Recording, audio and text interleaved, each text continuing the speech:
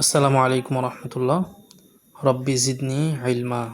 আজকের ভিডিওটি অত্যন্ত গুরুত্বপূর্ণ একটি ভিডিও, কারণ বাংলা 50টি বর্ণ একসাথে লিখতে অনেক কষ্টকর। তাই এই 50টি বর্ণকে লেখা শেখার সুবিধার্থে 11 ভাগে ভাগ করে লিখে দেখাবো ইনশাআল্লাহ। তবে আপনারা হয়তো অনেকে ভাববেন যে আমি ব্যঞ্জন বর্ণ ক খ না লিখে বড় ক ধ ঘ ঝ এগুলো লিখি কেন? কারণ এই 50টি বর্ণকে সহজভাবে 11 ভাগে ভাগ করে লিখে দেখানো হবে ইনশাআল্লাহ। কারণ দেখেন, এখানে এই যে ব র ক ধ লিখতেছি আমি, এই লেখাগুলো কিন্তু সবগুলোই একই দেখেন। এবং এই লেখাটা দেখেন, ক, এরপরে খ, গ। দেখেন এই বর্ণগুলো এক একটা এক এক রকম। এভাবে যতই লিখে আমি সব আলাদা আলাদাই হবে।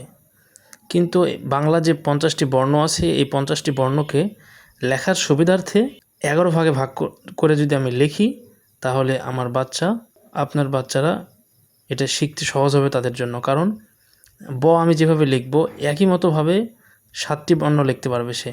আবার আমি যদি ত লিখি, ত থেকে 3টি বর্ণ লিখতে পারবে। মূর্ধন্য ন থেকে 5টি বর্ণ লিখতে পারবে। এইভাবে চন্দ্রবিন্দু পর্যন্ত 11টা ভাগ থাকবে। এই 11টা ভাগে বাচ্চারা 50টি বর্ণ সুন্দরভাবে শিখতে পারবে। এই বিষয়টা জানা ও বোঝা প্রত্যেকটি বাবা মায়ের দায়িত্ব এবং কর্তব্য। এটি অত্যন্ত সহজ একটি বিষয়। আর যদি ক খ গ ঘ এটা সিরিয়ালভাবে লিখতে যাই, তাহলে লেখা শিখতে বাচ্চাদের অনেকটাই কষ্ট হয়ে যাবে।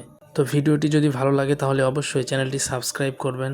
ফেসবুকে যারা দেখছেন তারা অবশ্যই পেজটি ফলো করবেন এবং লাইক, কমেন্ট এবং শেয়ার করবেন।